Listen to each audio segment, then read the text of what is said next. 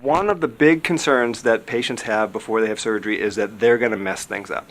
Either they're going to blink when they're not supposed to, or they're going to move their eye when they're not supposed to, and they're going to go horribly blind for the rest of their lives because of something they did. It's really difficult to mess up the surgery from the patient's perspective.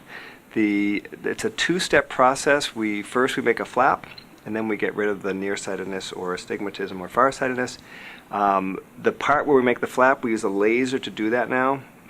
It's a very safe procedure. The laser docks onto the eye and it attaches to the eye in such a way that the patient can't really mess that part up. It's really very safe and very predictable and very effective.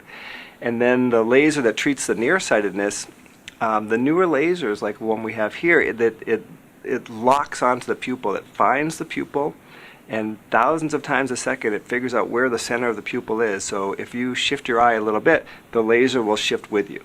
If you shift your eye a lot, the laser will actually turn itself off, and it won't let us turn it back on again until it and we are convinced that the patient has centered their eye by looking where they're supposed to look.